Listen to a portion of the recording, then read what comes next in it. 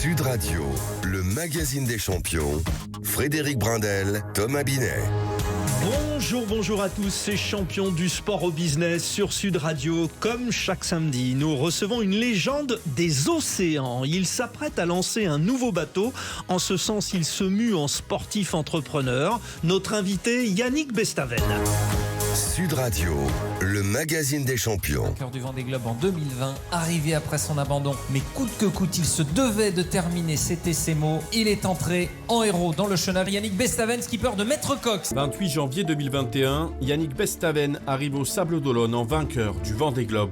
C'est un moment magique et puis, je l'avais jamais imaginé, j'étais pas parti franchement pour ça, je savais que je pouvais terminer dans les 5 premiers, mais de là le gagner c'était voilà. Je quitte enfin Ushuaïa après 7 jours d'escale pour réparer Maître Coq.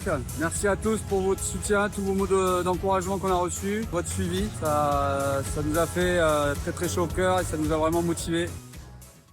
Et oui, et il est arrivé dans les studios de Sud Radio. Bonjour Yannick Bestaven. Bonjour. Bon, il y a plein de souvenirs, on aurait pu mettre tellement de choses. Quel palmarès, double vainqueur de la Transat Jacques Vabre, 2 tours du monde dont un gagné, mais surtout des aventures humaines qui font de vous un entrepreneur aussi, et de quoi faire clignoter notre phare de l'entrepreneuriat. Bonjour Thomas Binet. Bonjour Frédéric, bonjour Yannick, et bonjour à toutes et à tous. Vous clignotez, hein. On tient le cap surtout. Voilà. Ouais, c'est bien. Allez, on fonce à bâbord. Yannick Bestaven, le Maître Coq des navigateurs au large, vainqueur d'un Vendée Globe après avoir sauvé la vie d'un de ses concurrents. Vous repartez en mer pour une cause noble à bord d'un nouveau bateau que vous cherchez à financer. Vous êtes notre champion du sport au business. Yannick, c'est le relais, le premier rendez-vous de l'émission, une série de questions sur le chemin qui vous conduit du sport à cette démarche entrepreneuriale. Vous avez gagné le Vendée Globe en compensation de temps sans passer la ligne d'arrivée en premier, mais en ayant sauvé la vie d'un des concurrents, Kevin Escoffier. Ça rend votre victoire plus ou moins enivrante ?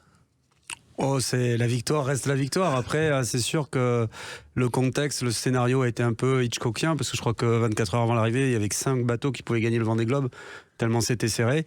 Et c'est vrai que en temps, c'est moi qui gagne puisque comme je me suis détourné sur le sauvetage de Kevin dans les mers du Sud, j'ai été compensé de 10 heures et la différence avec Charlie Dalin, au final, elle a été de un peu plus de 2 heures, donc très très faible différence après 80 jours de mer. Parce que le compétiteur, il a un peu timbré, c'est-à-dire qu'il veut passer la ligne en tête. Là, c'était pas le cas, mais avec ce que vous avez fait, c'est tellement beau, quoi. Ouais, je crois que le compétiteur, il veut surtout gagner. Oui, voilà, c'est ça. En tête ou pas, le principal, c'est de gagner.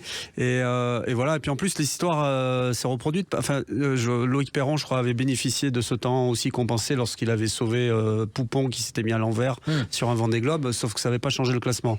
Moi, il se trouve que ça a changé le classement et puis à la plus belle place. Hein, donc, c'est voilà. heureux C'est comme pour ça qu'on en a parlé. Bon, Yannick, vous avez parcouru les mers de la planète à bord de 5 versions de Maître Coq, votre bateau. Vous avez le sens de la formule, du jeu de mots et du slogan publicitaire. Oui, bien sûr. On est des communicants. On peut s'amuser avec ce mot Maître Coq dans tous les sens. Hein. Oui, tout à fait. Ouais, on peut s'amuser avec ce mot. Voilà, mais on sait, on s'en est amusé. Après, c'est vrai que je représentais la marque Maître Coq. J'ai travaillé 8 ans pour cette entreprise que je connais vraiment bien. Parler de l'agroalimentaire, c'est pas des sujets toujours simples en France. Il y a des débats aussi autour de ça. Et je suis content d'avoir pu apporter de l'image et de l'éclairage sur cette marque qui nourrit beaucoup de Français. Ouais. Vous avez ce savoir-faire dans la voile. C'est ça qui est bien. Vous savez aussi mettre en avant vos sponsors, ce qui n'est pas le cas de tous les autres sports d'ailleurs. Yannick Bestaven, vous êtes chevalier de la Légion d'honneur en tant que navigateur et chef d'une entreprise spécialisée dans la conception d'hydrogénérateurs d'électricité. Laquelle de ces 2 casquettes incarne le plus cette Légion d'honneur alors ?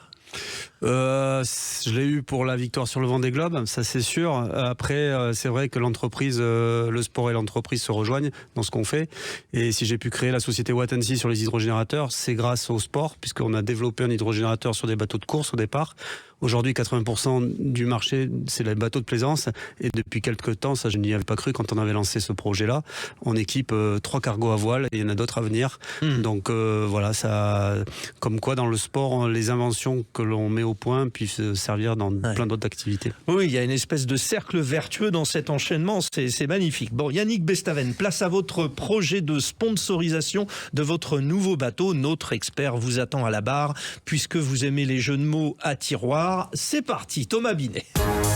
Sud Radio, le magazine des champions. Oui, Yannick Bestaven, vous allez disposer, c'est la coutume dans notre émission, et comme vous êtes un sportif émérite, ça ne devrait pas vous faire peur. Vous allez disposer d'1 minute pour nous présenter votre projet de sponsorisation, parce que parmi tous les auditrices et les auditeurs, il y a forcément un sponsor qui se cache et qui va vous écouter et qui va nous contacter après.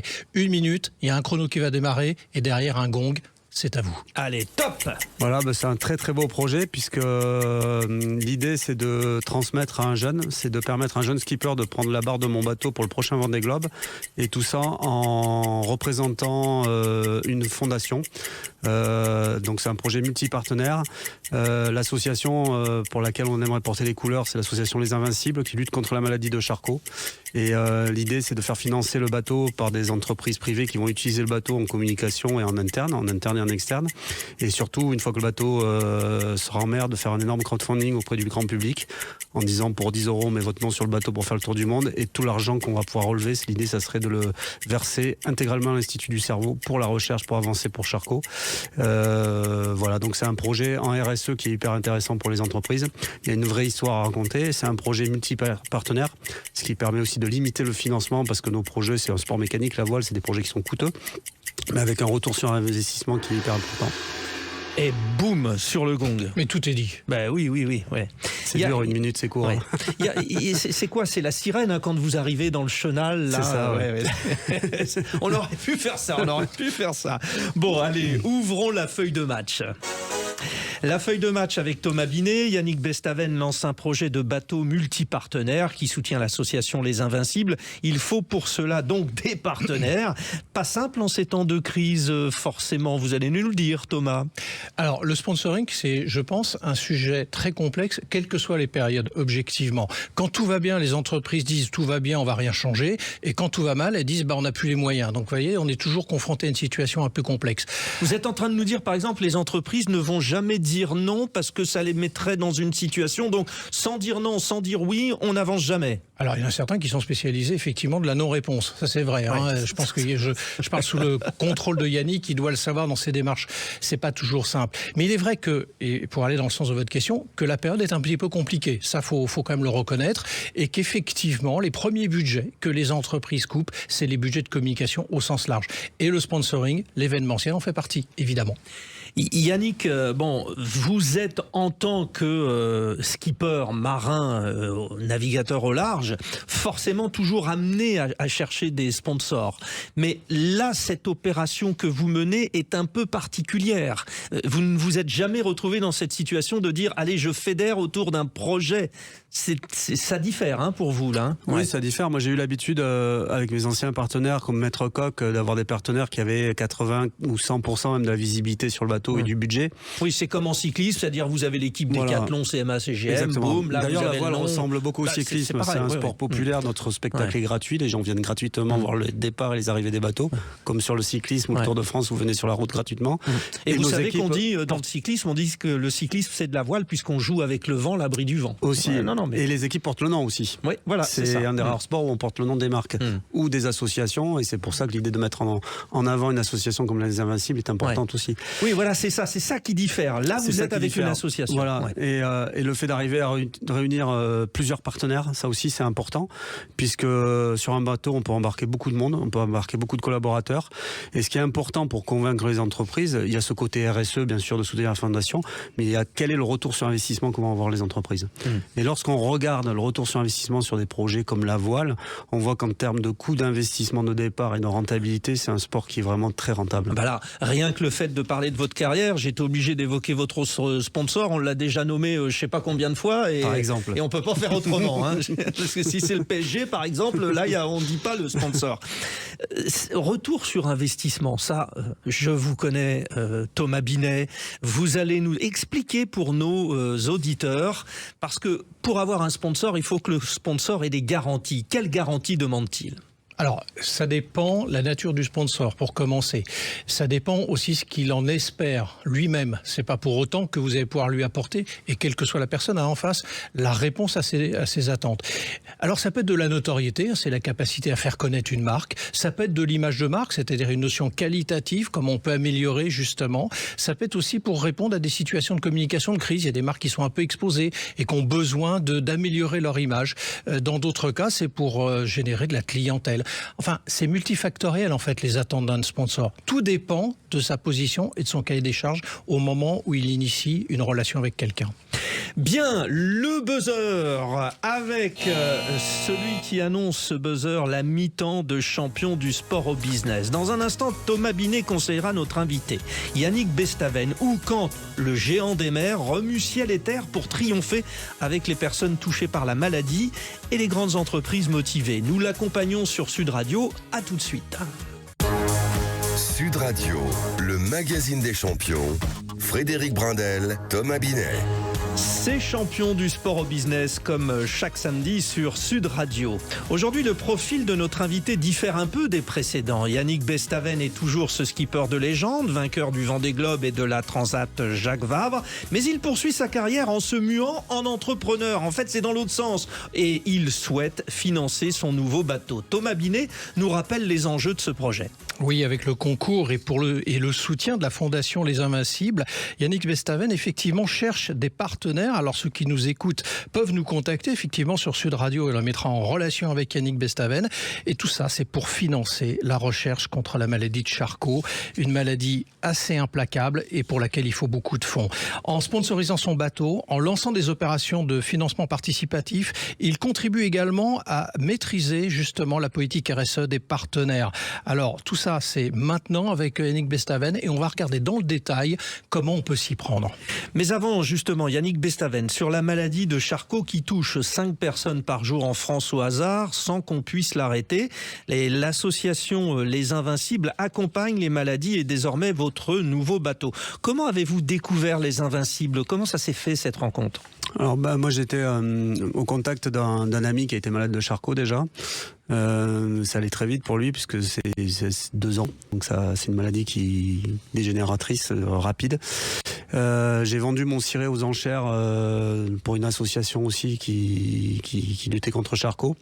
Et tout naturellement, il y a un des skippers Les Invincibles, parce qu'il y a plusieurs bateaux sur Les Invincibles. Il y a un Classe 40, il y a un Figaro qui est venu me voir. Le skipper du Figaro est venu me voir en me disant: Yannick, ça serait bien maintenant que tu as plus Maître Coq comme partenaire, qu'on écrive Les Invincibles sur la coque de ton bateau. Alors au début, j'ai été un peu dubitatif, j'ai un peu réfléchi à tout ça, j'avais pas trop l'habitude, je connaissais pas trop l'association. Et puis à force de discuter, de rencontres, j'ai rencontré Ludovic Bézombe, Olivier Goua, qui sont les fondateurs de cette association, qui m'ont vraiment impressionné. C'est-à-dire que c'est des gens qui sont malades, mais qui donnent tout intellectuel, mentalement, pour trouver des solutions, pour réunir des fonds. Alors ils le disent eux, ça sera trop tard peut-être pour eux, mais ils travaillent pour la suite, quoi, pour les prochains malades. Et ça évolue vite en ce moment. Ils ont fait avancer, ils ont remué ciel et terre pour trouver des fonds. Et du coup, de contribuer à ça et de dire, le Vendée Globe, c'est une course qui est très visible, très médiatique, de vouloir donner de la visibilité à l'association pour réunir des fonds, pour augmenter cette recherche et accélérer cette recherche, je trouve que c'est une bonne idée, et si je peux y contribuer, voilà, ça me va bien. Allez, eh bien justement, allons-y. La résilience décuple les forces, c'est le principe de la résilience. L'heure du coach. Thomas Binet, donc Yannick Bestaven doit d'abord communiquer un maximum avant de démarcher les potentiels sponsors. Ouais. Oui, alors déjà on va s'intéresser au montant, parce qu'on a parlé depuis le début de cette opération, mais on n'a pas évoqué le montant. Yannick, le budget s'élève à combien ? En IMOCA, les budgets annuels pour aller sur le Vendée Globe, de budget compétitif, c'est-à-dire pour terminer dans le top 10 du Vendée Globe, il faut compter 2 à 3 millions d'euros de budget de fonctionnement dans lequel il y a le bateau ou le loyer du bateau. Et les ressources humaines, c'est des équipes, on parle de course en solitaire, mais il faut savoir qu'on est 14-15 personnes dans mon équipe à travailler pour préparer le bateau, à travailler sur la communication, sur la gestion administrative du projet, sur tous ces plans-là, sur la recherche et le développement aussi, parce qu'on fait aussi du crédit d'impôt recherche, on fait toutes ces choses-là, c'est des prototypes nos bateaux. Donc c'est vraiment une entreprise à part entière. Et donc l'idée, c'est d'arriver à financer ce budget avec plusieurs partenaires. Le ticket d'entrée est à 50 000 euros, jusqu'à 250 000 euros. On essaie de multiplier le nombre de partenaires pour réunir la totalité du budget. Et juste, Thomas, je vous redonne la parole, pardon, mais pour bien comprendre, en fait, vous construisez ce bateau en ce moment. Non, le bateau existe déjà. Il est déjà. C'est le bateau Maître Coq avec lequel j'ai couru le précédent Vendée Globe. Duquel on enlève l'étiquette Maître Coq. Voilà. Pour en fait, les partenaires qui viennent sur le projet décident de donner une partie de leur image à l'association Les Invincibles. Et c'est sur cette partie-là, d'ailleurs, qu'ils offrent en visibilité à l'association, qu'ils peuvent aussi défiscaliser leur budget. Et ce bateau vous appartient à titre personnel, Yannick? Le bateau appartient à une société, donc pas à moi à titre personnel. Ouais. Je suis actionnaire du bateau, mais le bateau appartient à une société. Ouais. Thomas Binet. Et pour revenir sur cette somme que vous nous avez évoquée entre 2 et 3 millions, si j'ai bien entendu, vous avez réuni combien pour le moment? Alors aujourd'hui, j'ai réuni en promesse plus d'un tiers du budget et je suis en discussion avec d'autres partenaires en ce moment. Qui viendrait aussi, et puis aussi avec un jeune skipper aussi, parce qu'il y a aussi cette notion de transmission qui est importante pour moi. L'idée, c'est d'accompagner ce jeune sur toutes les courses en équipage, en double et les entraînements, pour que lui puisse prendre la barre du Vendée Globe, du bateau en solitaire pour faire le tour du monde. Lui ou elle, voilà. Tout à fait. Et dans cette recherche de financement, vous avez 3 étapes financières. Vous avez commencé à l'évoquer.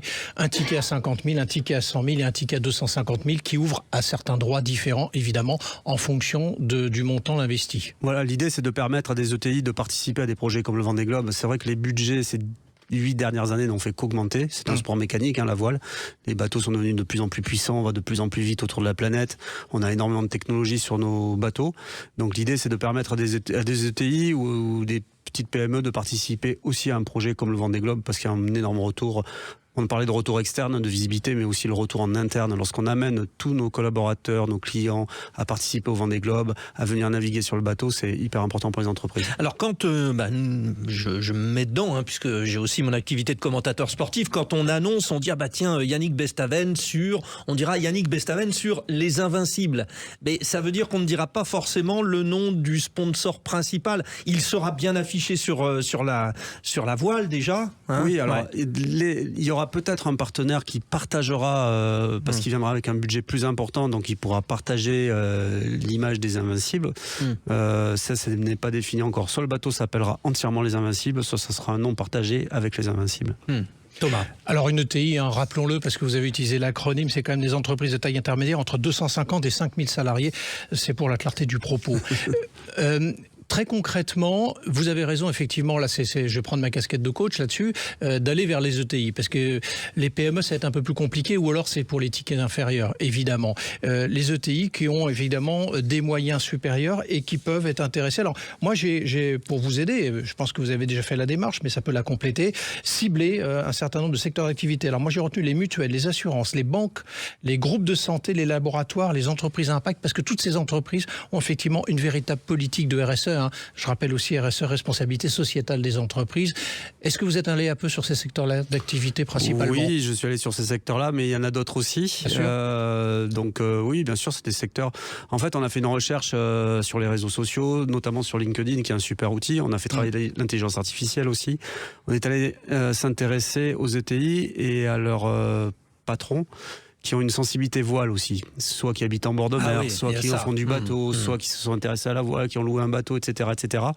Parce que cette notion aussi de sensibilité, elle est importante. Alors il y a des gens qui connaissent pas du tout la voile et qui y sont intéressés, on en a rencontré certains d'ailleurs, mais d'autres qui ont aussi déjà un pied dans la voile, ne serait-ce qu'en plaisance, et qui trouvent que pour l'entreprise, tenir le cap sur un bateau, parler devant des globes, ça peut avoir du sens. Oui. Donc la cause, évidemment que vous servez, la nature de l'entreprise dont le lien peut être associé à cette cause ou à la voile, et forcément la passion mais j'entends là, messieurs, ETI, mais ça peut être les grandes entreprises. Bien sûr, bien sûr, on est d'accord. Bien sûr. Mais bon, c'est plus difficile parce qu'après les décisions, elles se prennent de façon plus compliquée, plus longue dans les gros groupes.